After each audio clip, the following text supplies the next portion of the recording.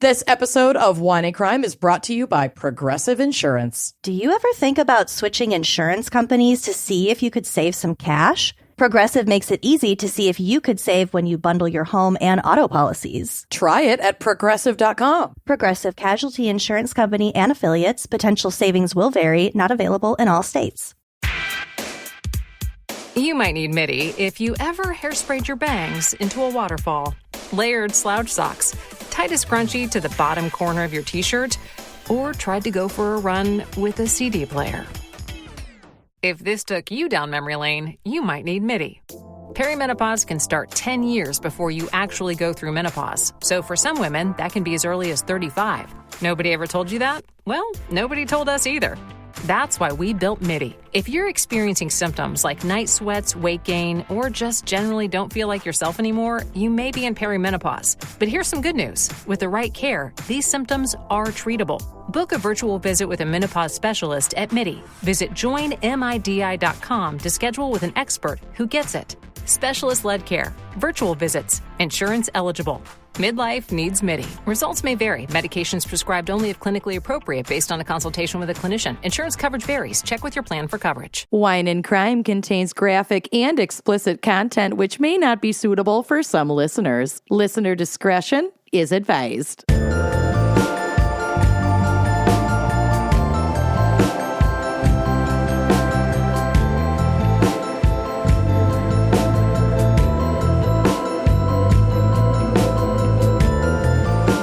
Listening to Wine and Crime, the podcast where two friends chug wine, chat true crime, and unleash their worst Minnesotan accents.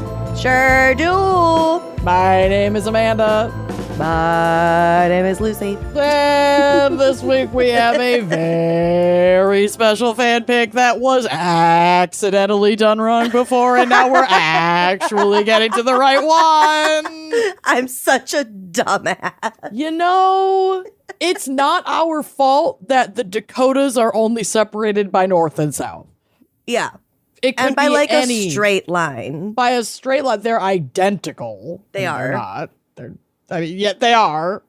So yeah, we got something a little mixed up last time, but the good news is that the fan picker basically got 2 episodes out of it, and this one actually falls within a correct timeline despite being about a year late. Mm-hmm. So this was chosen by Jordan Nudsvig, and this is a redo because, like I said, we accidentally did South Dakota Crimes, so this is your actual episode. From the fan picker themselves, from their words, it says, this episode is dedicated to Sierra, whose golden birthday is July 26th, which is like, what, 3 days after this comes out? It's close. We're right there. We hope you're having so much fun in San Diego right now. That might have been a year ago. Your friend Jordan is a saint because I'm rereading our email thread, and my God, I am such a dumbass. Was that you, Lucy, who said that? That's what I wrote. Okay. That's what I wrote. When North Dakota Crimes comes out, we are taking our first ever girls trip that escaped the group chat and going to San Diego for Sierra's golden birthday. So big happy birthday shout out to Sierra, who is the most amazing friend to have and always goes above and beyond for us. And that is with love from Jordan and Emma. So Sierra, if South Dakota didn't do it for you, now we've got North for you. We've got North, and you should be in San Diego right now. Again, I was rereading that thread, and Jordan emailed me twice to be like, it's okay, you're doing North Dakota Crimes, right? And I'm like, yep, got it on the calendar. You also deleted what I copied in here from their email that included the pairing. So we are firing on all cylinders today. But that's okay, because really the only thing that Jordan wanted me to do was shout out a THC seltzer. And unfortunately, in North Dakota, even though the 2018 Farm Bill legalized Delta 9 nationally, North Dakota has very strict rules about THC seltzers. You can have them or get them there if they are less than 5% THC, which works for some, but not for all. But it is good to know for our North Dakota friends that you can bop over to Moorhead if you live kind of close, because that's technically Minnesota. And there are lots of places in that area where you can get THC seltzers. And I would recommend something by a semi-local brewery. So the Junkyard Brewing Company makes a Margarita Style sparkling THC beverage. Yum. Yeah, this one's 10 milligrams, but you can, they might have one that's smaller. It's called Squeezie, and they also have blue raspberry squeezie gummies that they make. Cute. You can get those at Junkyard Brewing Company, which is at 1416 First Avenue North in Moorhead. A little bit about Junkyard Brewing Company. It's a funky, beloved microbrewery known for experimental beers and a chill, music-loving atmosphere. While their taproom serves only alcohol, they will sell their house-made THC beverages to go. That's pretty common even here in Minnesota. For insurance purposes, they'll choose, like, are we going to sell on-site booze or THC, because your insurance can go up if you sell both. So these you'll just have to take to go. But you know me, I had to look up the state beverage of North Dakota. Oh, no. What do you think it is? Probably milk. Probably milk. No. Why? Are you just drinking a glass of milk? I'm drinking a glass of vanilla oat milk because regular milk will make me shit my pants. I was going to say, girl, you are 30, almost 39 years old. Yeah. Yeah, I mean, it's tasty. They didn't classify exactly what kind of milk, though one could easily infer that they meant cow milk, but I don't give a fuck. I'm having my oat milk. I had oat milk in the fridge. It's what I wanted. So you can either get yourself a delicious Margarita Style Squeezie sparkling THC beverage, or drink some milk. You can rock a fucking milk. Well, you know what? I'm drinking ice water, but I'm also snacking on some Dove dark chocolate and almonds, Yum. which contain milk, probably. Oh, look at us. It's probably somewhat milky chocolate, even though it says dark chocolate. Well, I don't know. God only knows. God only knows. Well, cheers to your Doves, cheers to my milk, and cheers to the Junkyard Brewing Margarita Style Squeezie Sparkling THC beverage. And with that, we'll take a sip and we will be right back to dive into North Dakota crimes. So excited. I don't leave my house that often, and sometimes when I do, I'm like, you know what? I kind of want to look a little bit cuter, a little bit more done up today. Mm-hmm. Elevated. So sometimes it is good to just kind of change up your routine. And a refresh can be as simple as amplifying your look with clean beauty from Thrive Cosmetics. Every product is 100% vegan, cruelty-free, and made with clean, skin-loving ingredients that work with your skin, not against it. Mm-hmm. I have very sensitive skin and I have sensitive eyes.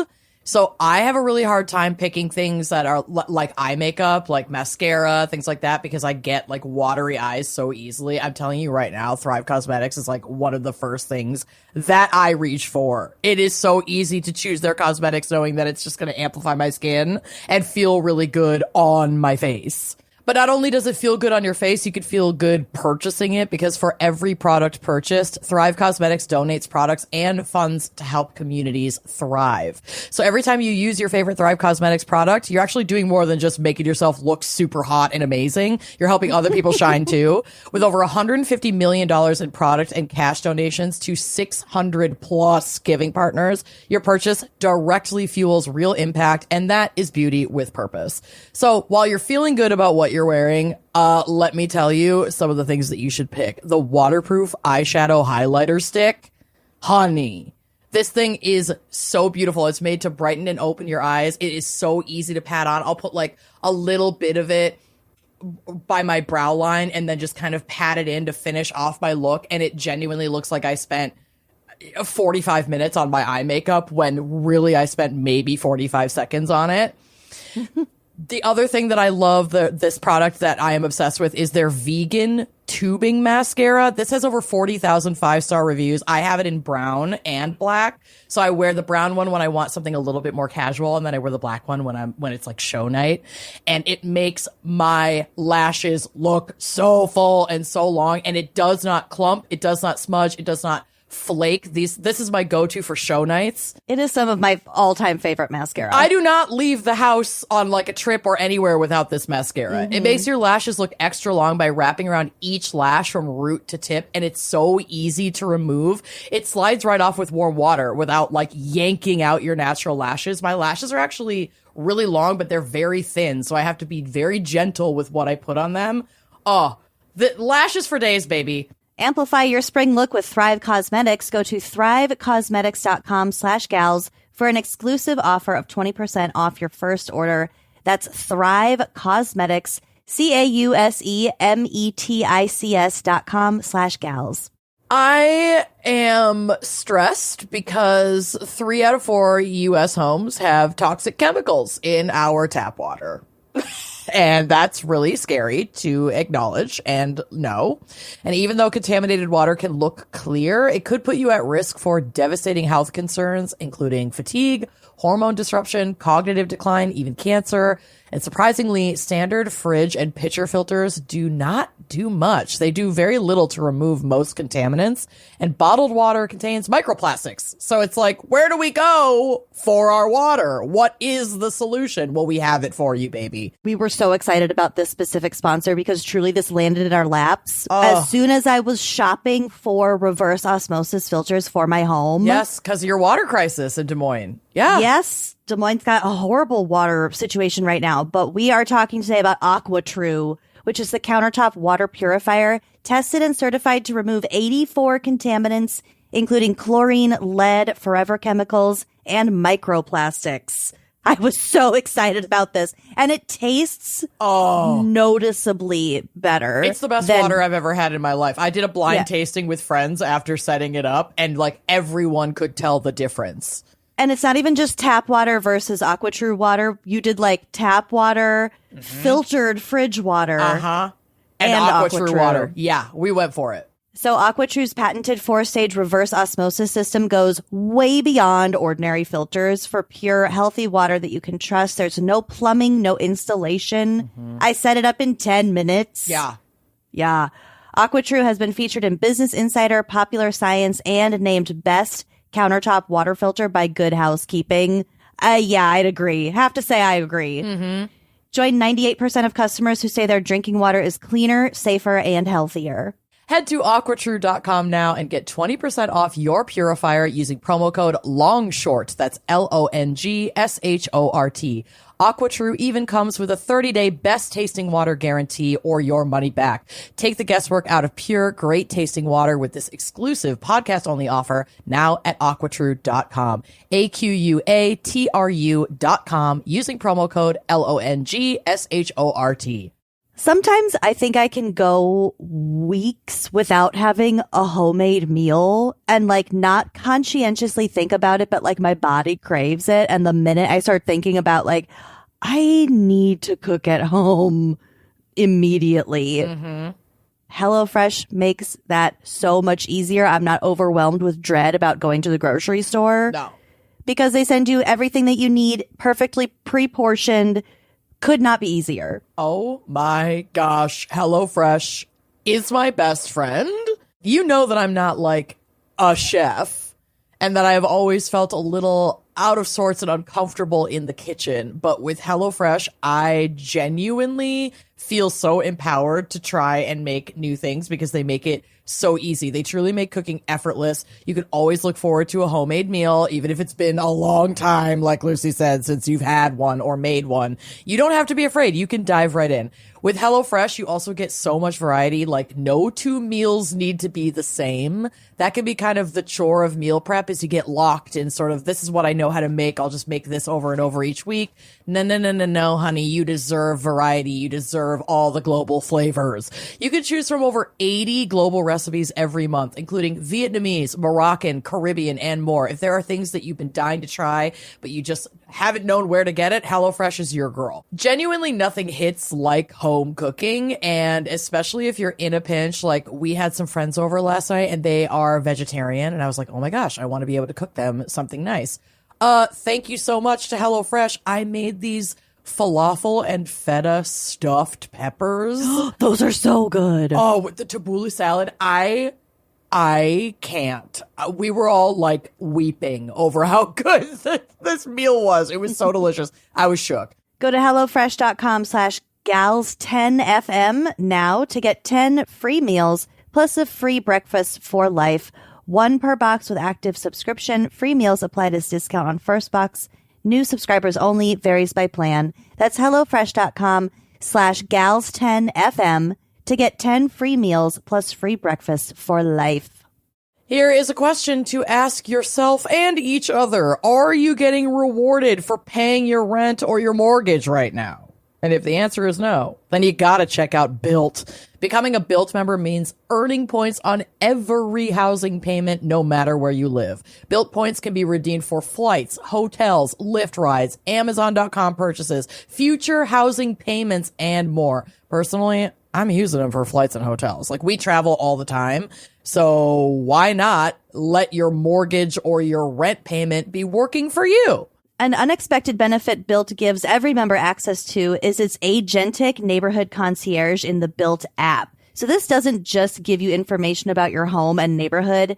It executes. It's connected to your home and over 50,000 merchant partners. So you can ask it to pay your rent, make a dinner reservation, book a fitness class, schedule a lift, and much more. It makes things happen while automatically applying your member benefits along the way. And for a crowd that thinks a lot about what agentic AI actually looks like in practice, this is an example worth paying attention to. So first, you download the Built app. Second, link any credit or debit card to the app so purchases at your local spots become even more rewarding.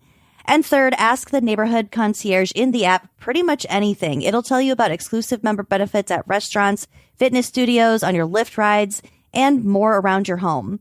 And for the homeowners out there, Built works for mortgages too. Woo! Your housing payment is one of your biggest monthly expenses, so why wouldn't you want to earn points on it? Truly. Download the Built app and join the membership for where you live at joinbuilt.com/gals. That's JOINBILT.com/gals. Use our link so they'll know we sent you.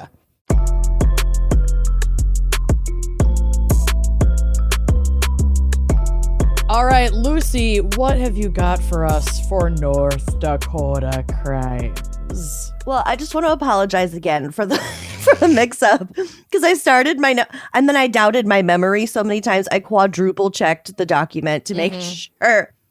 North Dakota Crimes. North Dakota is the 39th state admitted to the Union. It is surrounded by the Canadian provinces of Saskatchewan and Manitoba to the north, and by the U.S. states of Minnesota to the east, South Dakota to the south, and Montana to the west. Oh, yeah. Its capital city is Bismarck, which always reminds me of Bisquick. Oh, yeah. They have good pancakes in Bismarck, probably. I was going to say, that does make me think of pancakes, but that's not right. Well, if it's right to both of us, It's right. If that's not right, I don't want to be wrong. Wait. North Dakota, the pancake state. That's their motto, right? It's quite flat. It is kind of flat because they don't have the Black Hills like the South Dakotas do. Exactly. So the Bismarck is located pretty much right in the middle of the state, a little bit to the south, and we will be discussing Bismarck in the case that I wrote for today. Ooh, okay. Because I was itching for a case. All right. Boy, did I find one. Oh, Lord Jesus. Yeah. I found a weird Intoxicate one, yourself. too. I'm excited. We've got a weird one today. Okay, so Bismarck is in the middle of the state, but the North Dakota town of Rugby is considered to be the geographic center of the North American continent. Wow. Okay, good for you, Rugby. Claim to fame. I dropped a screen grab on the drive because I just wanted to see what that looked like. Oh, my God. So I Rugby is also in, like- have screenshots of a map in my drive. Why are we the same this week? I don't know. We're going old-fashioned. I love it. Classic gals. Yeah, kicking it old school. Do you see how it is, like, right? Dead She's center. right in the middle. She's right. That's crazy. I know. Good also, for them. Alaska. I know. Fucking control yourself. Couldn't you be any bigger? Like, You get bigger every time I see you. Honestly, I can never wrap my head around the size of Alaska ever. Oh my God, it's so pretty. Okay, speaking of Alaska, North Dakota is one of the least populated states in the country, but it is very rich in natural resources and excellent for agriculture if we're not really counting the tornadoes and the droughts and like the wicked winters and stuff like that. Sure, all the bad things. It's good for agriculture when you can keep it. Yeah, You know what I mean? If fair enough. it's not violently ripped out of the ground or otherwise destroyed. So that's pretty much all I wanted to cover about North Dakota, again, because I have a case. But we couldn't pass a state without talking about the flag. Thank God. The flag is Gorgina. Okay. So I would encourage you to look at her. There's a photo on the drive. It's very classic American, like Ralph Lauren, like it's giving preppy. Western Empire. It's giving yacht club, but y'all are landlocked and like barely have any lakes, but that's fine. We're not mad. We'll get to it. A little criticism, the eagle is a bit jaunty. I think the banner at the bottom could be cleaned up a little bit. It's a little bit Baroque. Mm-hmm. If it ain't Baroque, don't fix it. Well, it is Baroque. Fix it. Fix it.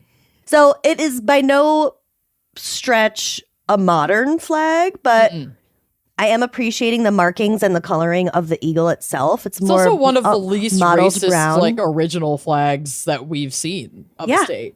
Mm-hmm. Props where props are due. Good job.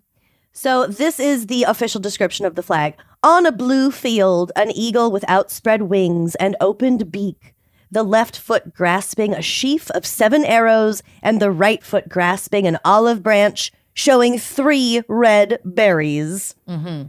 I'm going to be honest, the olive branch with the red berries, a little bit Christmassy. Sure. Just that combo always triggers me a little bit. It's giving mistletoe. Yeah. On the breast of the eagle is displayed a shield, the lower part showing 7 red and 6 white stripes placed alternately, with a blue chief at the top. Mm-hmm. Through the open beak of the eagle passes a red scroll bearing the words E pluribus unum in gold letters. The eagle is a bit of a mess. She's real thin. She's like weird and like long neck, long and twisty, low wings. Yeah, I'm not loving her. She could be better. She could also be cleaned up a little bit. I liked this flag a lot at a glance, and now that I'm spending time with her, we're not really getting along all that well. It's not for everyone. She's not everyone's cup of tea. Cup of flag. Cup of flag. Beneath the eagle is a red scroll bearing the words North Dakota in white letters. Over the scroll carried through the eagle's beak are 13 gold 5-pointed stars arranged in 2 parallel arcs of 7 and 6. The whole device surmounted by a gold sunburst. I do like the sunburst. Mm-hmm. There's a lot going on. It's a lot. Well, it kind of makes sense because this flag is an almost exact replica of the regimental banner carried by the state's troop contingent in the Philippine-American War, which lasted from 1899 to 1902. Okay. So I also have a photograph of 2 soldiers from 1889. You can see the United States flag on the left, and then it's hard to see, but that is the North Dakota flag. That's her. I'd know that janky eagle anywhere. That skinny, outstretched eagle. She looks unwell. She's a mess. Mm-hmm. It's also really similar to the general coat of arms of the United States. Right. Like the one on the silver dollar. Mm-hmm. Mm-hmm. And therefore somewhat similar to any of the other 8 U.S. state flags that portray an eagle. Yeah. Iowa's one of them. Cute. Also looks really janky. I guess I'd never looked that close at the Iowa state flag, but it's like, ma'am, your banner. Calm down. Together. Get it under control. Okay, that's all the background I'm going to give us because now it's time for my case. On Saturday, February 20th, 1999. Oh, man. What year a great of our year. Lord. Yeah. If I could turn back time to 1999. That was the year that, do you believe in love? Oh, that shit was so good. Britney Spears, So Angel of Mine. mm-hmm. So the city of Bismarck, North Dakota was hoppin'. Okay. It was the state high school wrestling championship at the Civic Center, and there was just a lot of activity going on. People were coming in from all over the state, so hotels were packed. Oh, yeah. All over. And the local liquor store was quite busy. Oh, busy Mark, Mm-hmm. if you will. Yum. I won't. Pancakes in a hurry. Oh, The House of Bottles was located on the corner or near the corner of 19th and Main in a building that is now demolished. Okay. The family who owned it, they're called the Wachters. The House of Bottles, was this like a liquor store? Yes, it was a liquor store. Okay. The family who owned it, a family named the Wachters, is apparently a very well-known Bismarck family, having been living in the town for at least 5 generations. I found a whole article about their family I love when people are well known in like a smaller town or city. That's like a favorite. I want to know everybody who's well known in their hamlet for some shit. That's why I love the podcast Normal Gossip. Me too. I'm obsessed with it. It's so good. It's very much like she's well known in Bismarck, North Dakota. Yeah, exactly. Well, this family, there's a lot going on with them. So initially, the Wachters were heavily engaged in farming and the ranching industry, as well as transportation and warehousing operations. I think this was just sort of they were one of the first in their area to just get the whole downstream business of whatever they were doing. To just that's how you make a lot of money. Yeah. So the Wachter Dray and Transfer Company was founded by Gottlieb Charles Wachter in 1885 and grew into one of the city's most profitable enterprises. Okay. They have also, throughout their legacy includes developing or otherwise investing in not only the very civic center where the state wrestling championship was being held, but also the Kirkwood Mall, a couple of schools, at least one bank, a motel with a huge banquet hall, a gravel company. Did they own the whole damn town? They owned a lot of it. Talk about a prominent family. Had at least touched it somehow. Okay. A hardware store, a hardware hank, to be precise. Okay. An aquatic center, which was just so Blue Lagoon, Blue Zoo. It's called the Wachter Aquatic Center, I think. Okay. And then some other stuff. So there's a lot of money and properties and investments in this family. And with that, predictably, came some conflict. Sure. So sort of started in the 60s, 70s, got very heated in the 80s. A lawsuit was settled in 1986, splitting the family into 2 factions and dividing those assets. Oh, shit. Okay. So then that's big time. Some foreclosures and debt kind of came out of this, but there was a lot of shakeups around this time. Okay. And I'm really only telling you about this because there's a lot that we don't know about this case. And I mean, at the end, when you know all the other details, we can kind of come back to it. But there was a lot about this family for whatever reason in some of the articles that I was reading. In 1997, Chad Wachter, the the youngest adult in the family, opened a second location of House of Bottles, on the south side of the town on a piece of land that his family owned. Okay. However, at the time, it was outside of city limits and operating without a county license. Oh. And liquor laws. Yep. They're they kind of important. They're really important, but also they can be really complicated and lots of red tape and stuff like that. So, and your business is kind of fucked if you don't adhere to them. You're a liquor store. Yeah. So this was a little bit weird. The city of Bismarck annexed the land. Yep. So they took over the land at the request of Chad's parents because they were all very well connected. I don't know, there's just kind of weird family dynamics going on.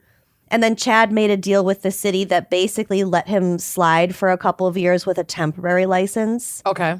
And after a couple of years, he was just like, I'm not going to pursue continuing to operate this with an extra license. So the store closed on January 1st, 1999 at midnight when the temporary license expired. Okay. So they took all the inventory from the south side store, moved it to the north side store. So now there's only one House of Bottles. Got it. Yeah. There can only be one House of Bottles. Exactly. So now we're back to the evening of February 20th, 1999. This is just a month and a half after the other location closed. God, what was going on February 20th of 1999. Were we doing like a middle school dance, like a middle school sweethearts Probably. kind of thing? Probably. Well, we were in 1999. We were in 7th grade. Yeah, 7th grade. Oh, golly. Choir. What a time to be alive. Choir, that was the year we met. That's probably the year we met. Yeah, 7th grade. 6th or 7th grade is when we met. Because I did choir all 3 years. I did not. I did classroom music 6th grade, so I would have met you in 7th grade in 1999. Dang. Our love story. That's cray. 1999. 99. We met in the 90s. We met in the 20th century. Wait, ew. Okay, so we've known each other. Hold on. Where's 86 years. It's been 84 years. Did I not bring my phone down here? Oh my God, this is so That's so embarrassing. weird. I know. Okay, hold on. Calculator. I'm Googling What are you trying to calculate? Calculator. Okay. 20. I've had too much milk, you guys. 2026 minus. I'm fucked up. I'm fucked up on that good oat. 1999 That Nilla, yeah. equals. Ew, we've known each other 27 years. We could easily have done that math. You Googled calculator. We could easily have done that math. If I applied my brain, which I did not. Who was gonna do that? I Googled calculator. Oh no. You're not well. You're not well. This is bad. Where's your hat? You guys, it's upstairs. Along with your phone. Along with my dignity. And your frontal lobe. My phone, my hat, my dignity, and my frontal lobe are all upstairs. And I'm not getting up. No, you don't need them. You don't need them. Not for this. No. Definitely not. Okay.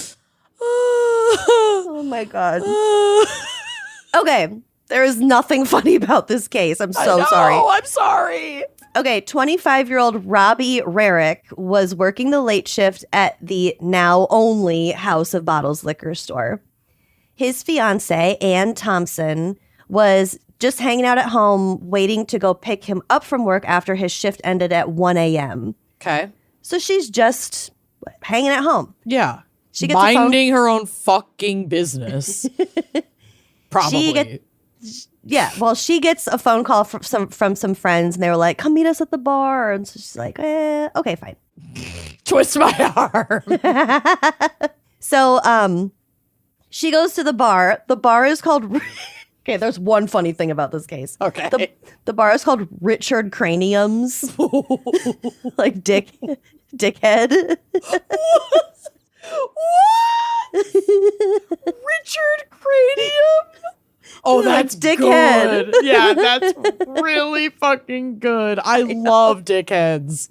I know, I did too. Richard Cranium. That's so good. I'm going to call everybody Richard Cranium at family vacation this year and not explain it. That is a very Mike Jacobson joke. That's very Mike Jacobson circa 1999. Yep. February 99. Dad, did you ever own a bar called Richard Cranium's In Bismarck, North Dakota in 1999? You did travel a lot for work. He had a lot. Well, he had at least 2 other families. We looked it up. He didn't. It was so boring of him. Anyway. You missed a prime opportunity to have multiple secret families. I'm so mad I don't have a secret family. Oh, I know. Some people get all the luck. Am I right? Okay, this is going to get really sad. I'm trying to have one moment before it gets there. Go ahead. Okay, I'll drink my milk and shut the fuck up. It's all over the sides of the glass because milk is fucking disgusting. Why are you drinking milk? Oh, I think I have stuff to make a white Russian. I should do that during the break. That's basically milk. That I could have done that. Well, okay. I'm an idiot. Okay.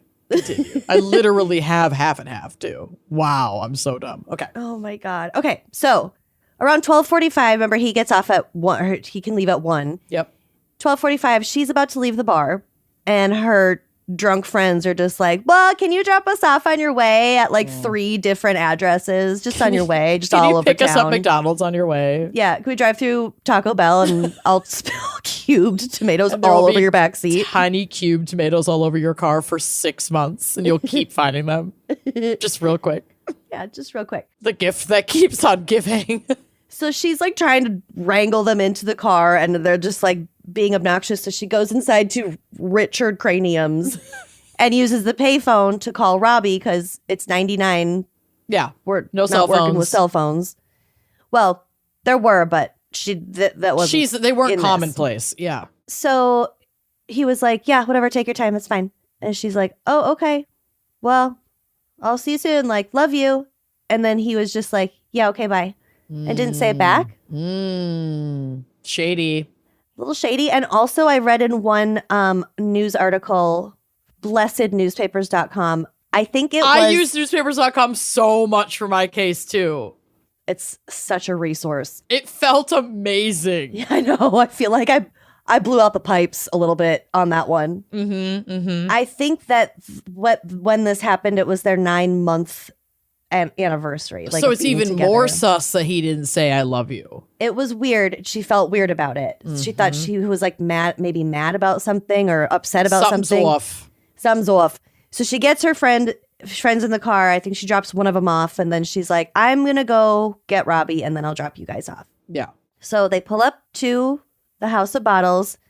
All the lights inside the liquor store are off as if it is closed, but she can see through into like where the back office is. That light is on. Okay. So she's like, oh, he's just in there finishing up because it's like right around like closing time. 1:15. He should be ready to go. So they're waiting in the car. The friends Dan and Sarah are in the car and they're just like, can you please just take us home and then come back and get him? So she gets out and she tries to open the doors. But okay, so basically there are 2 sets of doors. One is the entrance and that has handles on the outside of the door. Okay. Those doors are locked from the inside because the store is closed. Store's closed. Yep. The other set of doors is the exit door. Okay. And there are no external handles on that door. Yep. Make sense? Yep. The gas station by my house is just like this. So those doors are not locked just because Yep. You can only open can't them get from in the anyway. inside. Yep. Yeah. So she was like kind of trying to see if she could open it, but she couldn't do it. So she was just like, okay, fine, I'll just take you guys home. She knocks really loud and like there's no reply. No one answers. Yeah. Oh God. So around 1:30, she decides to go drop off her friend Dan, the first one, and then come back to Robbie. So when she got there was still nothing had changed. The light was still on. So then she's like, oh my God, okay. So go drop off Sarah, who is staying at a hotel. So when she dropped her off at the hotel, Anne went inside and used the payphone to try to call the House of Bottles again. Yep. I might keep saying bottle shop. That's fine because it's like a liquor store. It's a bottle shop. It is. And I kept typing bottle shop as if it was the name of the store. I get it. HOB. So this is like, it's like 1:45 and she calls. There's no answer. She thinks maybe he got a ride home. She calls her own house. There's no answer because they live there. Yep. She went home. He was not there. His shoes weren't there. There were no messages on the answering machine. I'd be freaking out. Something was wrong. So she calls their friend, Travis Bitz. Not Bits. Bitz. Sweet Travis Bits. Sweet Travis. So Travis also worked periodically at the House of Bottles, and he also had worked at the other location previously. Okay. So he was very good friends with Robbie. They had actually talked on the phone earlier that day. Okay. So if anyone's going to know what's up, it would be him.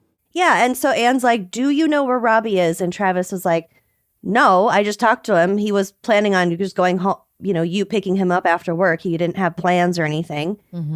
So when Travis and Robbie were both working at the South Side House of Bottles, The because now I think closed they kind of one. worked the now closed one, they were also working with a guy named Sean Helmenstein, Okay. who at this time was 22 years old. So they didn't work with him anymore. I think he only worked at the one that is now closed, but they knew each other.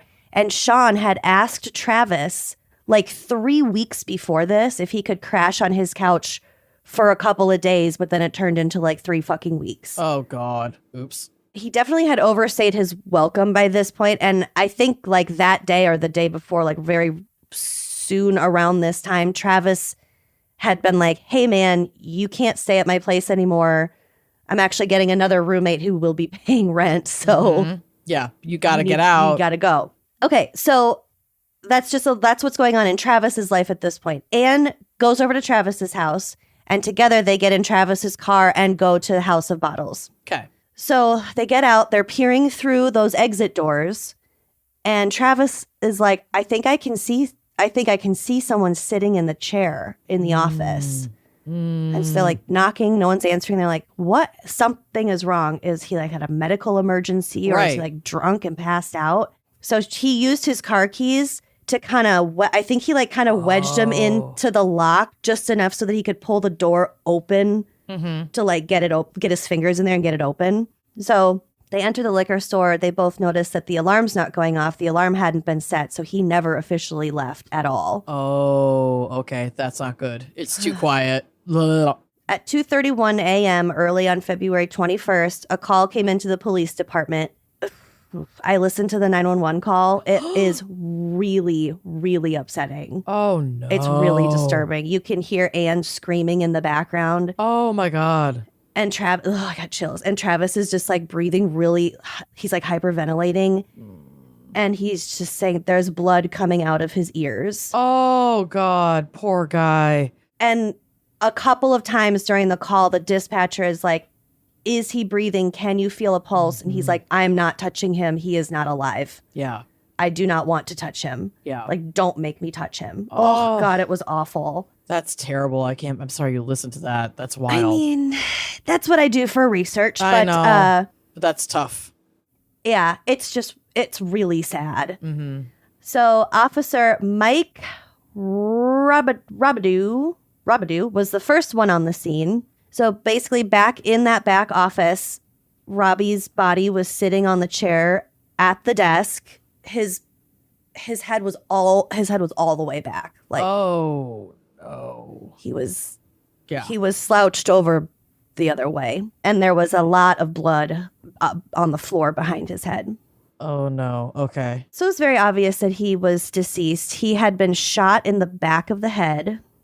Ooh. It was evident based on what was like surrounding him that he was in the process of closing up the store for the night. He had a calculator next to him. He had Googled calculator. He had Googled calculator. Checks and receipts were still lying all around the desk, but all of the cash was gone. My prayer then is that he just had no idea. He just got shot in the back of the head. No fear, no pain.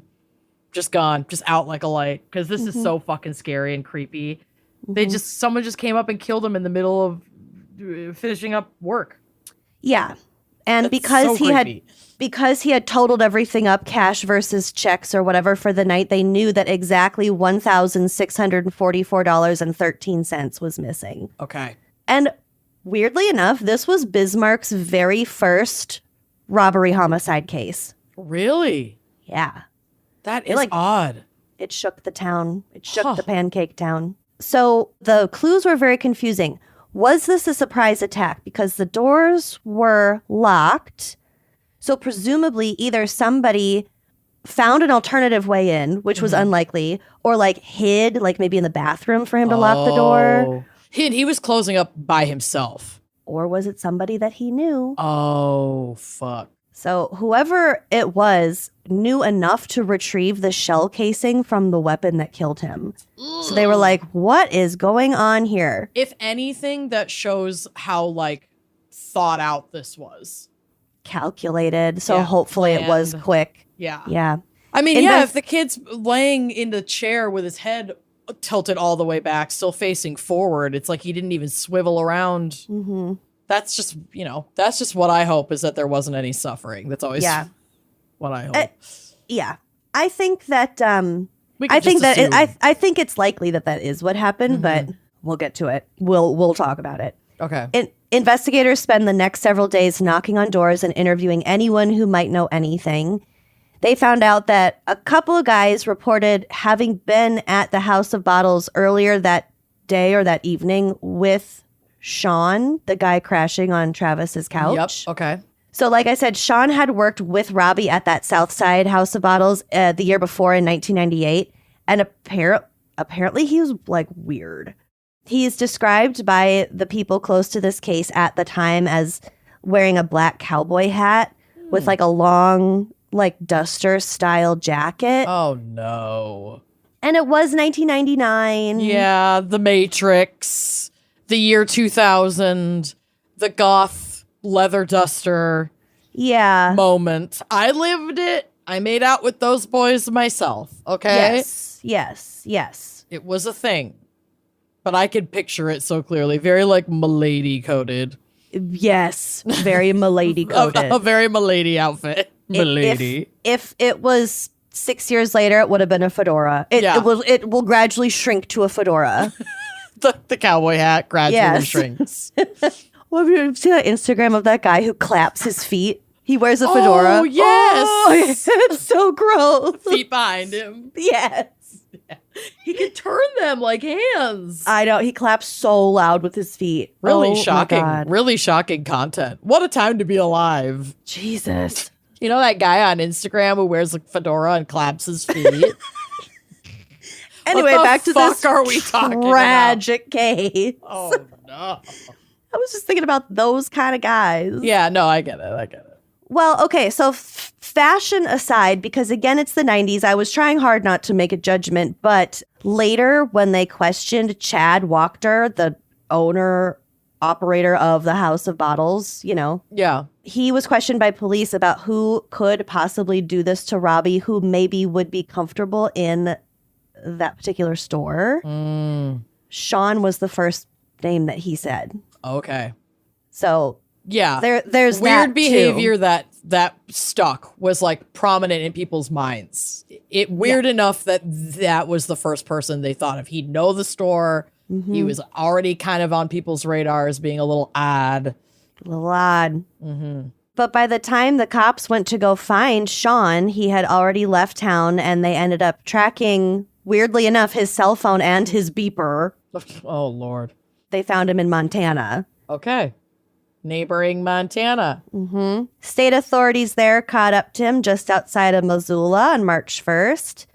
But before they extradited him back to Bismarck, they took him to Billings, Montana, to question him about a murder that happened in November. So, they questioned him about something else? A different murder? Yeah. Ooh. This happened in the town of Laurel, Montana. Okay. Ooh, this is very brutal, but I don't think he did do this. But the murder that they were questioning him about was the brutal slaying of 18-year-old Miranda Fenner. She was working at a video store, like a video rental place. And somebody came in and they stole like a very small amount of cash from the register and slit her throat and like stabbed her in the upper areas. That doesn't sound like just like a robbery gone wrong. Like slitting the throat and stabbing is not, that's an intimate. And it was only at like 8 p.m. or something. It wasn't, I mean, it was a small town, but a passerby saw her like trying to crawl out the door. Oh, and God. so she got to the hospital, but she died. No.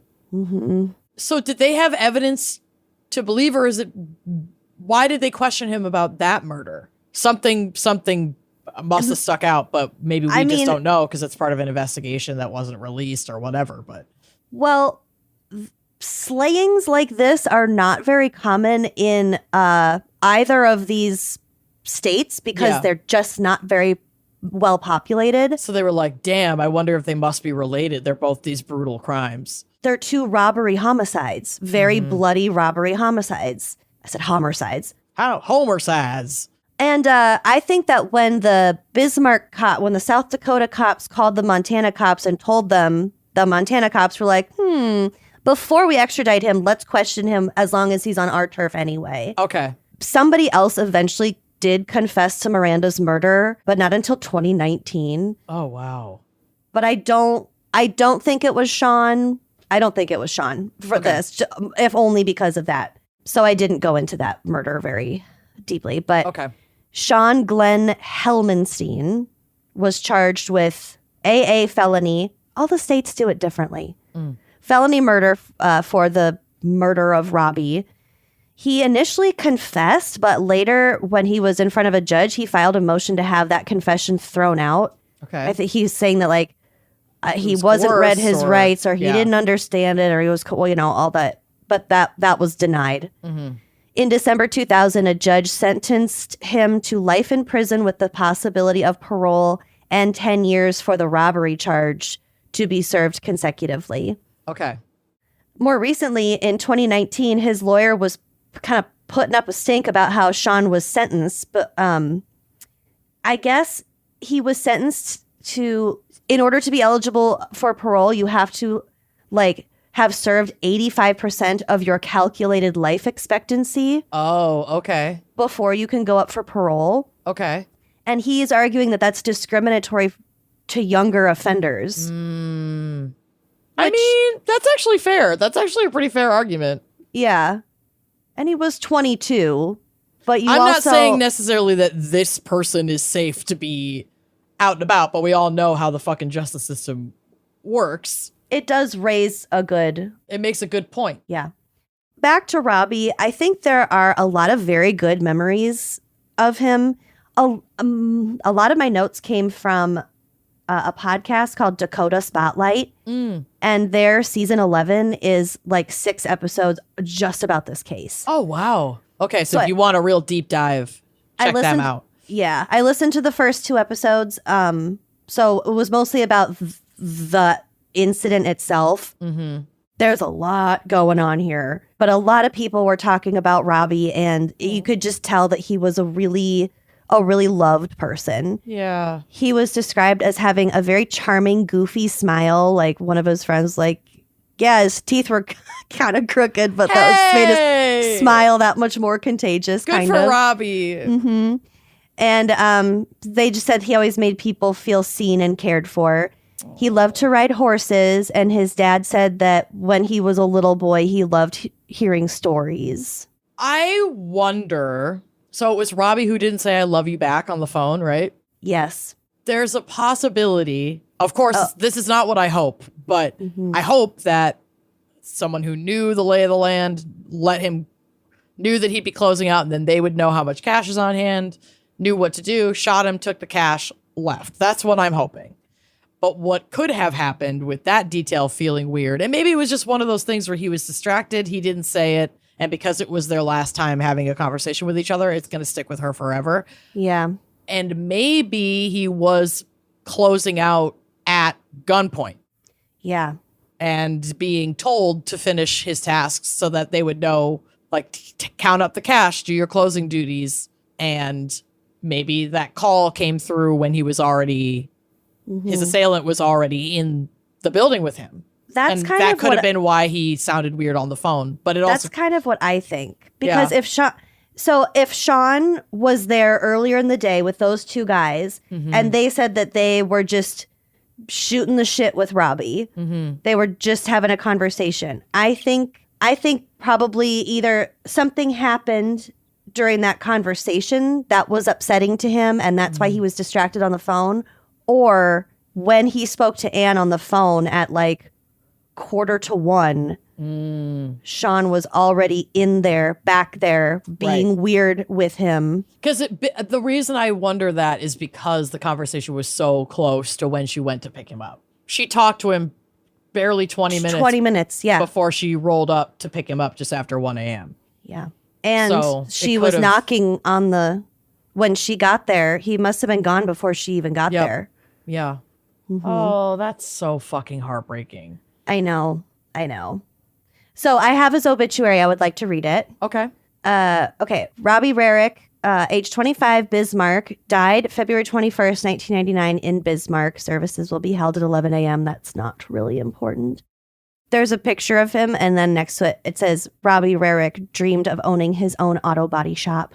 Oh. Robbie Lee Rarick was born March 31st, 1973 in Bismarck, the son of Robert and Julie. He was raised and educated in Bismarck and graduated from the Job Corps in Montana. Robbie worked various jobs, including Richard Craniums. Yes, says it in Richard his Craniums. open. Oh my God, yes. I love that Richard Craniums made it. That's incredible. I skipped over that the first time I read this. Oh my God. Specialized Cleaning, Steam Pro, Northwest Contracting, Schultz Creamery, and House of Bottles. In 1995, he enlisted in the North Dakota National Guard, where he has since served. Another thing that I was just sort of like imagining what happened to him. He was in the National Guard, so like maybe he just had an instinct or an obligation to like fight back, and that's why he got shot. Yeah, but he was shot in the back of the head where he sat at his desk with no like sign of a struggle in the room. Yeah, I don't know. I don't think that there was necessarily a struggle, which actually makes more sense if it's somebody that he knows. Even if he was being held at gunpoint, he might have thought, okay, if I just do what he says, this is the weirdo that I worked with, whatever. If I just do what he says, he's going to let me go. And I'm not going to even bother trying to fight him. Yeah. You know, I don't know. I think that's more reasonable. But also, of a thought process. If they already know each other, maybe Sean had planned to shoot him all along, so he had a chance to get away. Yeah, I don't know.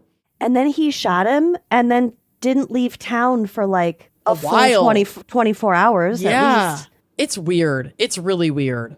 Robbie was an outgoing, energetic jokester who was good at saying the right thing at the right time. He loved to watch hockey games, ride motorcycles, and lift weights. He had plans of going to auto body school and dreamed of owning his own auto body shop someday. Robbie is survived by his fiance, Ann Thompson, his parents, Robert and Julie, his son, which this obituary is the only mention that I've heard that he had a son. Oh, that's sad. Damien. One sister, Casey, one brother, Stephen, his grandparents, Mary and Anne and Wendolyn, one nephew, Andrew, and many aunts and uncles. He was preceded in death by his grandfather, Tiefel. Oh. So, yeah, that's his obit. Wow. I have some other pictures on here, and then I do have some pictures from the crime scene. Yeah. Everything is very neat and tidy. The one photo that, Like of the desk. the photo that creeps me out the most is the photo of Travis's car. They pulled right up to that exit door. With the lights shining in. Oh, I don't like that. That's how they could see him in the office. Ooh. The headlights and the cops standing there. Ooh. Yeah. That's really, Just how really iced over the unsettling. road. Iced. I don't know. This is such like a February. Yeah, Midwest. North Dakota February like scene. I don't know. Big time. This case just really. Oof. It's It a creepy creeps me case. out. It's really creepy and seems just so like sad and senseless. Very sad and senseless. But he's still in prison. He's still in the North Dakota State Prison. Wow. Also, this season of Dakota Spotlight, I'm going to go back and listen to the rest of it because they interview Sean from prison. Oh, wow. Wow. So they really it's a go very for it. long form journalism. They did a very good job. So Cool. Okay. we'll highly have to check recommend that. that. Yeah. Heck yeah. So Well, yeah, that's the story. good work. That was sad. Yep. We are dusting off the cobwebs. This is feeling like old times over here. For better or worse. For better or for worse. But yeah, let's take another quick break to hear a word from our sponsors and then come back and get into my weird shit. All right, let's do it. We're always looking for ways to stop leaving money on the table. And a big one is missed calls because a missed call is money out the door, honey.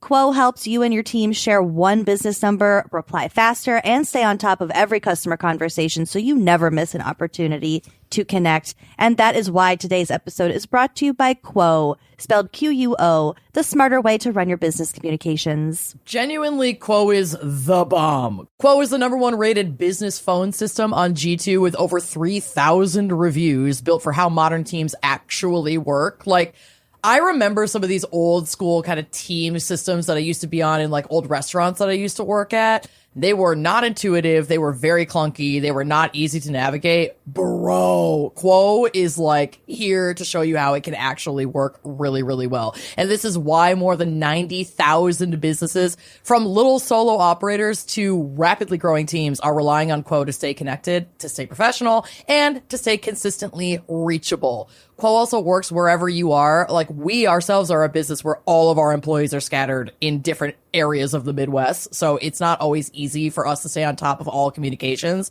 Quo makes it so easy, right from an app on your phone or your computer, and it lets you keep your existing number. You can add new numbers or teammates in minutes, sync your CRM, and rely on seamless routing and call flows as your business scales. Your entire team can handle calls to text from one shared number. This is huge because now we have no more missed messages or disconnected conversations, and like, the transparency is there. Everybody in the organization knows what's going on and has a hand and like how we're communicating with each other. Everyone sees the full thread. It's making replies so much faster, and everybody's in the loop, and customers feel genuinely cared for. Quo is not just a phone system. It's a smart system. Quo's AI automatically logs calls, generates summaries, and highlights next steps so nothing gets lost. It can even qualify leads or respond after hours, ensuring your business stays responsive even when you are finally offline, because you deserve a break, baby. And it's so easy. Calls, texts, voicemails, transcripts, and contact details all live in one clean view. With full context at your fingertips, your team communicates faster, stays aligned, and delivers a more personal experience. Make this the season where no opportunity and no customer slips away. Try Quo for free, plus get 20% off your first 6 months when you go to quo.com/gals. That's QUO.com/gals. Quo. No missed calls, no missed customers. Support for today's episode comes from Square, and they've got big news. During Square's biannual releases event, they launched a wave of innovative new tools to help local businesses run faster, smarter, and more profitably. From AI that answers your toughest business questions to tech that simplifies food orders and tracks every dollar, it's all live and it's built for businesses like yours. Whether you're starting fresh or scaling fast, Square helps you keep up and get ahead. And right now, listeners can get up to $200 off Square hardware when you sign up at square.com/go/wine-and-crime. That's SQUARE.com/go/wine-and-crime. Visit Square to get started because the right tools make all the difference. We've been using Square for quite a while and I love it. I'm generally in charge of like managing our merch at live shows and otherwise. And having Square there to just like run reports at the end of the day and see, you know, really what our bottom line is very, it's helpful. And it's also very motivating, honestly, as a small business owner. You're just like, hell yeah, we did do that. We did make this money and it is going into our account on this date. And I can't believe people used to do like inventory management by hand on like a piece of paper or a spreadsheet. What are we doing? It's very wild. Square makes all of that so much easier, and also their new AI features just make it that much less of a headache for you as a small business owner, no matter what it is that you're selling. Square launched its most powerful tools yet, designed to give local businesses a competitive edge without the complexity. So if you're ready to sell smarter, run faster, and stress less, right now you can get up to $200 off Square hardware at square.com/go/wine-and-crime. That's SQUARE.com/go/wine-and-crime. Run your business smarter with Square. Get started today. Insurance isn't one size fits all. And that's why drivers have enjoyed Progressive's Name Your Price tool for years now. With the Name Your Price tool, you tell them what you want to pay, and they'll show you options that fit your budget. So whether you're picking out your first policy or just looking for something that works better for you and your family, they make it easy to see your options. Visit Progressive.com, find a rate that works for you with the Name Your Price tool. Progressive Casualty Insurance Company and Affiliates. Price and coverage match limited by state law.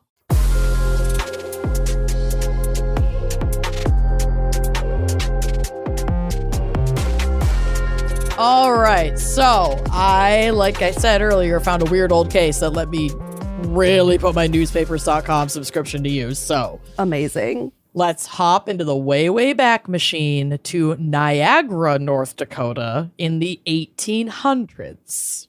Ooh, okay. Niagara is a tiny little hamlet.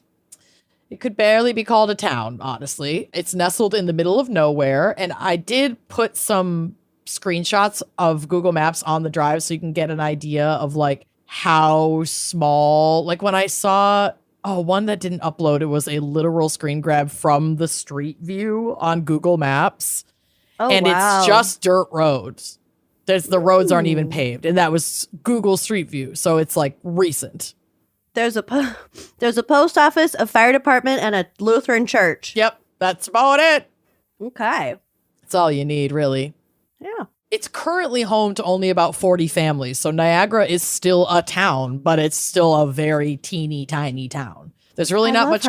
There's not much going on there, which was maybe what made it the perfect backdrop for the strange series of events that are still unsolved to this day. Oh, you love unsolved. I love and hate it. But I didn't know this was unsolved when I took it on. Okay. One detail locked me in, and I'm going to let you guess which detail it is. There are several. The strangeness started in 1882 when a man named Eugene Butler purchased a 480-acre farm in the area. He had been born in Niagara County, New York in 1848 and moved to North Dakota because of the promise of land. They were selling really cheap land. So a lot of people settled there, obviously. Colonialism. Mm-hmm. He and some other folks from Niagara County in New York ended up founding Niagara, North Dakota. They're like, well, we're here. We're buying the land. We're from Niagara. We're calling it Niagara. We don't want to think of a new name. No, hell no. That's too hard. But Eugene was not exactly the mayoral type. He lived on the land as a recluse, caring for it mostly alone, only coming into contact with a few hired workers in the summer months, and was rarely seen unless he was conducting business in nearby Larimore, another small town that had some services already established, like a post office and, like a market. Okay. Despite being socially reclusive, he maintained his farm quite well, becoming the wealthiest farmer in the area within a few years of settling there. Good for him. Hey, a recluse can still be wealthy and successful, Mm-hmm. Yeah, just look at me. Yes. I wish. I'm just the recluse. I wish I was as much of a recluse and as wealthy and successful as Eugene, but I don't want to be Eugene, and we'll get to why. His estate and land holdings were worth around $1.5 million in today's money. So folks in town wrote him off as a harmless, wealthy hermit, but his behavior soon started to make him a legend in Niagara. Oh my God. Is this another, what's the Leatherman? Oh my God. It's not Leatherman, but you definitely clocked why I got very intrigued by this. I love a town weirdo. You have a type. I love a town weirdo. There's this guy in my neighborhood who apparently walks like 20 miles a day. And when it's warm enough, he will wear a leather top hat and leather duster. And I was calling him the neighborhood cryptid. Oh, you've told me about and him. I really I've never met him because he doesn't live on my side of the street. So he never walks on my side of the street. And I'm scared to just go running after him. But my across the street neighbors have met him and he's quite lovely. Okay. But I love that he's like a mysterious top-hatted man that wanders the neighborhood. I love it. I love that you have such a preoccupation with town recluses who are only like sighted 8 times a year, or like only on the full moon. Look at your husband; he's the same way. Oh, I know. I have no idea. Also, if this man is a true recluse, I doubt he is. I've just only seen him walking on the opposite side of the street and peep some of his cool outfits. That's it. He's reclusive to you. To me, he and I are not friends, so yet I've just deemed him the neighborhood cryptid. Because every fair. stranger is just a cryptid that I have not discovered yet. So yeah, this is what sucked me in because I just love the town weirdo. I aspire to be the town weirdo, but maybe not this town weirdo. Okay. You'll get there someday. God willing, I really need to. By about 1901, Eugene had developed a habit that had the few residents of Niagara puzzled and annoyed. Night after night, Eugene would saddle up his horse and ride into the city. He'd make a lot of noise, presumably because the girls, they are so pretty. But for real, he would just ride through town at full speed, like screaming at the top of his lungs. Screaming. Waking everyone up who lived anywhere near the main road, driving everyone insane, and earning himself the name the Midnight Rider. Oh, no. Baby. Midnight Screamer. Ichabod Who, the Midnight Screamer, is here. Remember when I dubbed the South Side Squirter? Yeah. The Midnight Screamer? Paul Revere Who? The Neighborhood Cryptid? Mm-hmm. This is the kind of shit that I live for. I want, like, a wealthy, an eccentric millionaire that lives down the road and rides his horse screaming up and down my street at midnight. You know what I wouldn't fucking give? That is the lottery of town weirdos. A man screaming, though, is I don't love disturbing. it. I'm not gonna lie. I don't love it. An old man screaming. I'm romanticizing this. Yes. In a world where this just started happening, I'd be very unwell about it. I would not be taking it well. It would be freaking me out.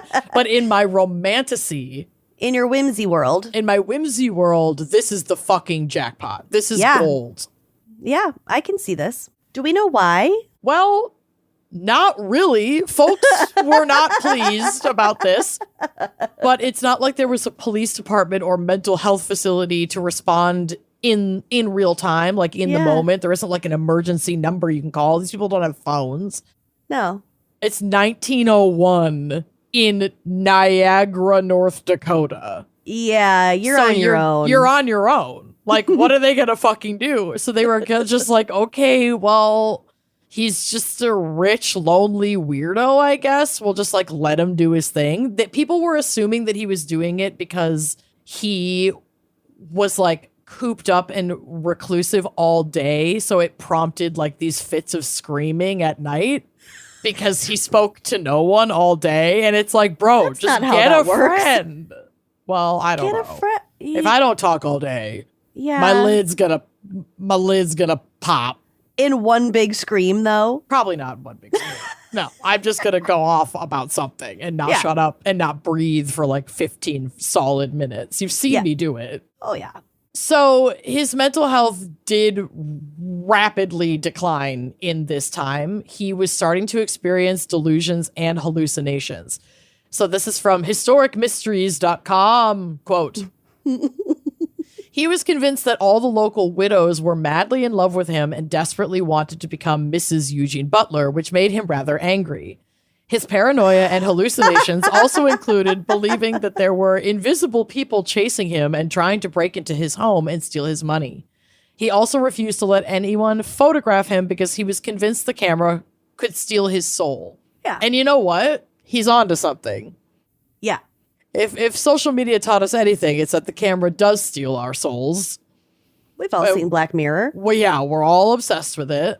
So I kind of love that for him. Eventually, the locals had enough, though, and he was involuntarily admitted to a mental institution in the North Dakota State Hospital in Jamestown. It's like really sad. They just kind of took him. He's 120 miles away from his farm. He never went back to his home. Oh. The details of how exactly... that's just human trafficking. I mean, yes, and he was not well. No, but like, they had obviously... they had to kind of kidnap him and haul him 120 miles. Yeah, it's like he needed help, but was that the help he needed? But I'll let you decide after we get to the next part of the story. So, like I was saying, the details of how this involuntary admission was executed are unclear. Like, the articles I read from the time just skip to him being admitted to the hospital. They don't talk about the process through which the townspeople had to go or if family members intervened. He did have family. I don't think he had children, but he had like siblings or distant relatives. I don't know what that process looked like, but his mental health got bad enough. And this was in articles that I found on newspapers.com that back up kind of that little summary from Historical Mysteries, because they pulled all that information from these little 1915 articles. Anyway, it was very interesting to read about. Yeah. So like I said, he never returned to his farm. He died at the hospital on October 22nd, 1913, 7 years after being institutionalized and 6 years before Helen was born. Oh, God. His time at the hospital was uneventful and relatively calm, and we'll kind of circle back to that at the end of this. He likely suffered from schizophrenia, a condition that they didn't have the knowledge to diagnose at the time. They were calling it something else that I do read later in this segment. So, but it was essentially he was a paranoid schizophrenic, and we didn't have a DSM-5. We didn't have the antipsychotic medications. Like we didn't have the things that he needed to be able to function on his own. Mm-hmm. And so he was institutionalized until he died. Some thought the stories of Eugene Butler died with him, but a 1915 discovery threw him back into the spotlight. So this was like a couple years after he died. I'm going to read this from the Daily Gate City from June 27th, 1915. A startling series of murders was brought to light today by workmen who were excavating for a cellar under the old home of Eugene Butler, southeast Niagara. What? Yup. Oh, no. So this is where, like, your dream but also nightmare comes to life. Because this goes on to say 6 skeletons were unearthed, each with the skull crushed in from the back. Oh! 5 of them full grown and 1 that of a youth. The remains of each victim had been buried through a hole cut in the floor, it was discovered tonight. Butler, who had been a hermit since coming to the state in 1882, went insane in 1906 and was placed in the hospital at Jamestown, where he died in 1913. In settling up the estate, it was reported that some $7,000 was found in the house, in cash. According to usinflationcalculator.com, the last time I Googled calculator, but a specific kind, that's $232,263.47 in cash lying around the house. Okay. That had been there for like God knows how long, because he was institutionalized for 7 years. No one touched his home all that time. Until they're doing until whatever after they're his doing. death. Yep, and we'll get to what they're doing. The police theory is that the skeletons are those of transients hired by Butler to work, and instead of paying them off at the end of the season, he killed them. Oh, no one my has been God. missing in that neighborhood, so it's not locals. It is believed that the murders preying upon the mind of the man was the cause of his insanity. So they're like, oh, maybe he went crazy and had to be institutionalized because he felt so terrible about murdering all these people. It's the telltale heart. Kinda. Under the floorboards. Under the fucking floorboards. Girl. Oh my God. I love this. We'll get to the floorboards. I told you would love this. Isn't this fucking nuts? Can you imagine? No, nothing's discovered. This man's institutionalized for 7 years. And so he knows it's there. No one's touching his stuff. Oh my God.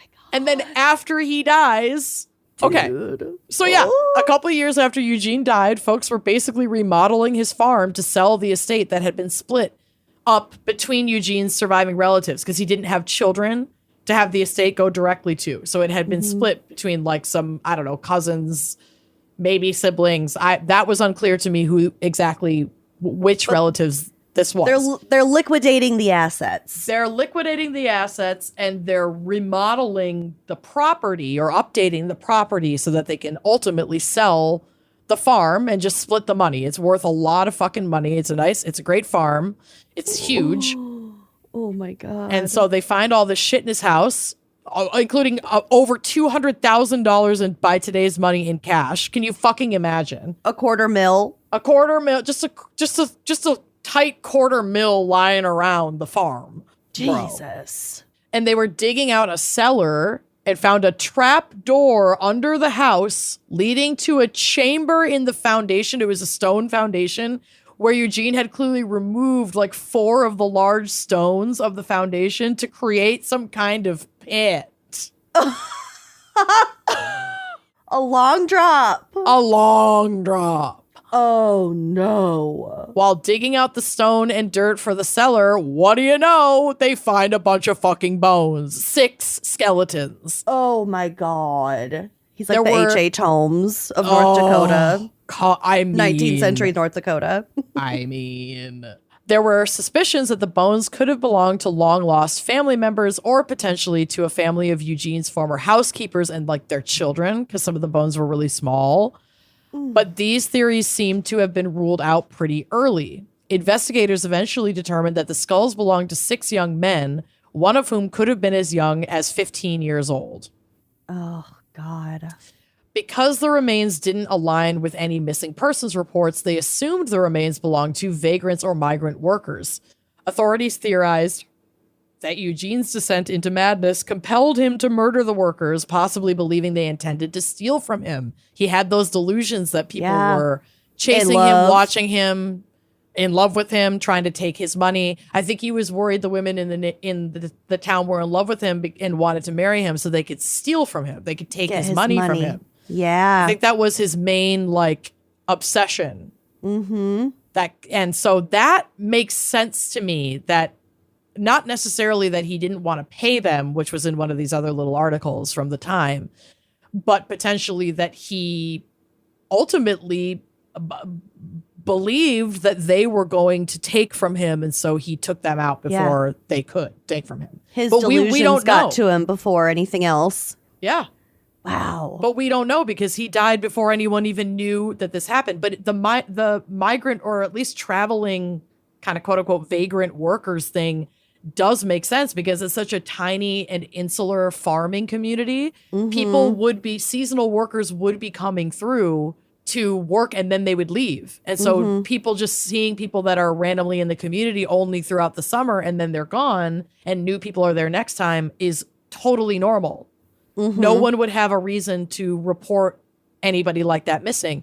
And it wouldn't be uncommon for family members of those individuals to not hear from their loved one for years at a time because they're moving around the country. Their only means of communication is the postal service, which may or may not be very reliable, could take a very long time for a letter to be delivered. People just don't get reported missing the way that they would now. Not in an area like that. Hell no. And a lot of those like farmhand seasonal workers don't have anyone who would report them missing. Yeah, not necessarily. Yeah. For sure. There were no articles of clothing found with the remains, suggesting that Eugene had buried them nude and burned their clothing and any personal effects. Jesus. The bones were collected and placed in a box and brought to the local sheriff for safekeeping. But one article said that like hundreds of people had come from all over the state to watch and they took stuff. Yeah. I mean, I know. This is why it's so bad, you guys. It's so bad because like, I'm not saying I wouldn't be tempted, but like I wouldn't do it. now we know that is extremely disrespectful and wrong. It's so wrong. But at the time, if I lived in that goddamn town, I'd be hankering for a I'd fill my femur. cabinet. I would be hankering for a femur. Hankering. So it's like, fuck, the bones are gone, and that's like all the evidence that we had. Yeah, that's everything. The homeowner is dead. We assume the perpetrator of these crimes. And there are no technically witnesses. we don't know. And there are no witnesses because he was a recluse, a loner, a literal hermit. One compelling lead actually came from Long Prairie, Minnesota, where a wealthy farmer named Leo Urbanski heard about the remains and suspected his brother John may have been a victim of Eugene Butler. He had his attorney send a letter to the North Dakota state attorney at the time, letting him know that his brother John Urbanski had disappeared near Niagara in 1902. John had been in contact with Leo via occasional letters while he was looking for work, and Leo received a letter from John shortly before his disappearance. In the letter, John talked about how he was working for a bachelor farmer in Niagara, North Dakota. Oh my God. And the postmark on that letter was from Larimore, North Dakota, that little town that Eugene was regularly seen in conducting business and using the post office. Wow. So I do think this is entirely likely that he was one of the victims.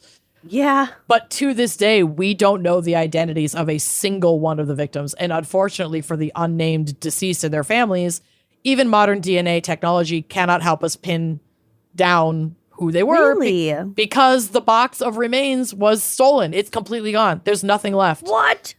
Every bone has been taken, probably by the many looky-loos who had swamped the property after the news of the remains broke in town. They wanted to nab a souvenir, but a few of them had been entered into evidence. But as recently as 2016, the Grand Forks County Sheriff's Department put out a public request for information because all of the case files and records had either been destroyed or lost. Oh my So these God. like old news articles and maybe some logs of like evidence that had been entered were all that even the investigators have to go off of, and it's nothing. Wow. Oh my God. So we can't test the DNA, find any surviving relatives, can't do any of that. We have nothing. That's fucking crazy. Yeah. The tearing through town screaming on your horse. Oh, that's what sucked me in, and I didn't even know there'd been murders yet. You found a gem. Isn't this wild? Yes. So I'm almost done. I'm going to start to close this out with an article from the Grand Forks Daily Herald from July 3rd, 1915, where they air all of Eugene's tea, and then we can decide kind of what we think. Like journalism, they don't make journalism like they used to. Let sure me fucking don't. tell you. I was reading this They and I was sure like, don't.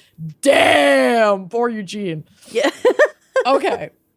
The Jamestown Alert says of Butler, Dr. A.W. Guest, who was first assistant physician at the state hospital when Eugene Butler of Grand Forks County, a patient, was committed to the institution, recalls the man and his case clearly. Dr. Guest says that during the time of Butler's residence at the hospital, he gave no indications of having any homicidal tendencies whatever. He was subject to hallucinations and would occasionally ask if the attendants heard people talking about him.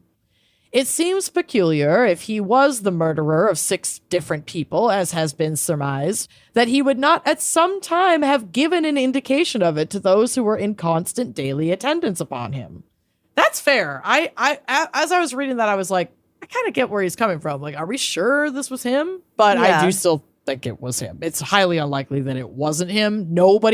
He built that farm. He founded that area. He built the He's the only one who ever lived there. The only way bodies are getting under your... And he was a recluse, so nobody else is coming in and out that we can blame. The only way bodies are getting into your pit, sir, is if you're doing it. But maybe by the time he was institutionalized, his mind was so far gone. Yeah. That, he like- didn't have the violence anymore. No. Or at least it was... Or that reality Yeah, who was knows? so muddied with his delusions that maybe he did talk about some of this stuff and people just wrote it off as one of his hallucinations. I don't know. Yeah, like who are we getting this information from? Well, the doctor. Oh. One of the this is one of the assistant physicians who's like, it is weird that he didn't say anything all these years. Well, He was admitted in 1904 and remained at the institution about 7 years. Butler was a man of small stature, very gallant, and fond of attending the hospital dances. He fell desperately in love with one of the lady physicians, and her friend joked her considerably about Butler's ardent devotion. Before his commitment, he acted in a peculiar manner and would ride rapidly at night across the country. Across the country, sorry. Like the county, the area. He was what is called paranoiac. That's what they called it. So that's obviously very outdated language, but like that was what they called it before we had the proper and who knows if right now is even the proper understanding of these mental health conditions. Like we're still learning so much all the time and everybody is unique. yeah. But that's what they called it then. Well, it fits. He was paranoid as fuck. He was what is called a paranoiac, being affected with a chronic form of insanity, which in its mild form is exhibited in persons that are commonly called, quote, cranks. Oh, that's definitely outdated. Yeah. Chris was with the cranks. The intellect becomes gradually impaired and the patient has delusions of various kinds, one that he is being persecuted and occasionally that he is compelled to kill somebody. In Butler's case, as in that of Lord Thursby, also a patient from Grand Forks, delusions of grandeur and visions of an exalted character appeared to occupy his mind. Just airing all of his tea. He was in love with Totally. this lady nurse. So the fact that the bones were stolen is a big sticking point in this case. And several articles, including that from historicmysteries.com, implore folks to see, honestly, if they might have accidentally ended up in your possession. Like, they're compelling people to check their curiosities cabinets or like family heirlooms, because items like this, nefariously or maybe even just quietly procured, and you don't know if they were nefariously procured, could be. I got arms. Yeah, but those were given to you ethically. Yes, they're an anatomical model. They Right. were from an education setting, but I don't know where they originally came from. Exactly. So I guess, yeah, it's like asking people, especially who may live in this area, or if someone knows something, to bring that forward, because it might be the only way to even identify these people. Those bones are somewhere. Yeah. People took them to have them as souvenirs. Quote, individuals stole bones from the scene, and if one of the stolen bones was found, it could be used to identify at least one victim. So be sure to check your attic, garage, or storage unit to see if one of your ancestors has a bone amongst the remains of their belongings. You might just find the key that will crack the case wide open. Wow. Isn't that crazy? Yeah. North Dakota. You're fucking wild. Yeah, we had fun with you. We wanted to make sure to have a lot of fun with you, North Dakota, because we really owed our fan picker, Jordan Nudsvig, and her dear Jordan. friends, Sierra and Emma, right? Yes. Yep. Sierra and Emma. And happy birthday, Sierra. Happy golden birthday, Sierra. Stay golden, Sierra, and stay All golden, Eugene. Sure, stay golden. I wish you had left a note so we had any idea what the fuck had gone on in that pit. Yeah, I'd like to But know. I guess that the answer to that question has died with you, my friend. In an asylum. Thank you for listening. Yep. Come join us on Uncorked for this and all of our episodes ad free. And we'll see you next week with another fresh episode. Bye-bye. Thanks for listening to Wine and Crime. Our cover art is by Danielle Sylvan. Music by Phil Young and Corey Wendell. Editing by Jonathan Camp. Our production manager is Andrea Gardner.